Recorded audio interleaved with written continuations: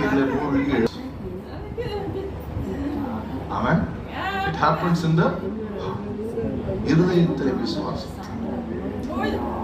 என்ன விசுவாசிக்கணும்? இயேசு சிலுவையில் அறையப்பட்டார், இயேசு சிலுவையில் மரித்தார், இயேசு சிலுவையில் அடக்கம் பண்ணப்பட்டார். அது மாத்திரம் இல்ல பிரதர், முக்கியம் அவருடனே நானும் சிலுவையிலே அறையப்பட்டேன், அவரோடு கூட நானும் மரித்தேன், அவரோடு கூட நானும் அடக்கம் பண்ணப்பட்டேன். அன்று இயேசு சிலுவையிலே தொங்கினது யாருக்காக தொங்கினார்? எனக்காக சிலுவையிலே தொங்கினார். என் இடத்துல இயேசு சிலுவையிலே தொங்கினார். அங்கே எனக்காக தொங்கினதனால் என்ன நடந்தது? பாவம் நிறைந்த ஜோசப் ஆல்டனும் சிலுவையிலே தொங்கி விட்டார். அங்கே இயேசு சிலுவையிலே தொங்கும் பொழுது என்ன நடந்தது? சாபம் நிறைந்த ஜோசப் ஆல்டனும் சிலுவையிலே தொங்கி விட்டார். அன்று இயேசு சிலுவையிலே தொங்கும் பொழுது என்ன நடந்தது?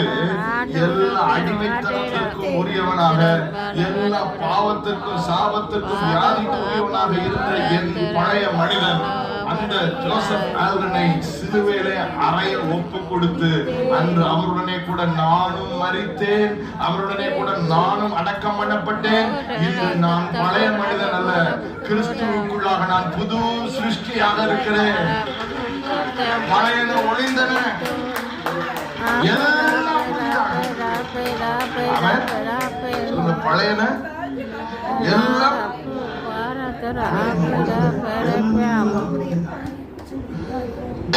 everything has become new. பழைய வியாதி அந்த மனிதன் சிலுவையில் அறையப்பட்டான்.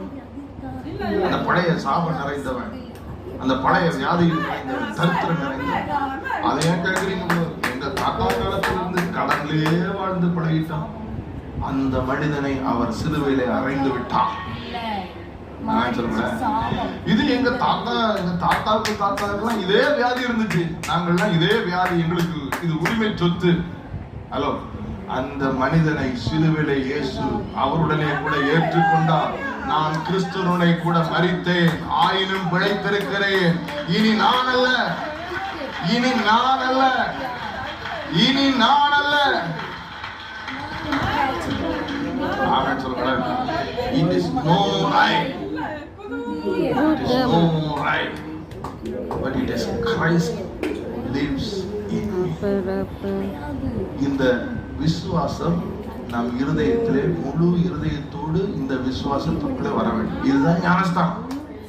பிலிப்பு அந்த மந்திரியின் இடத்துல சொல்லுகிறார், நீ முழு இருதயத்தோடு விசுவாசித்தால், சொல்லுங்கள், தடை இல்லை.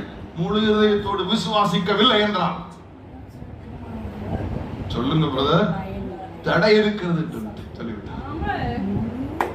அவன் நீ முழு இருதயத்தோடு விசுவாசித்தால், விசுவாசிக்கவில்லை என்றால் நம்ம தடையை மீறி நிறைய பேர் முத்திரை வாங்கிட்டு உட்கார்ந்துருக்காங்க. எல்லாரும் எதை வாங்கிட்டோம்? பிரியமானவர்களே, புரிந்து கொள்ளுங்கள். இந்த தண்ணீர் முழுகி எந்திப்பது அவருடைய மரணத்தின் சாயல்ல.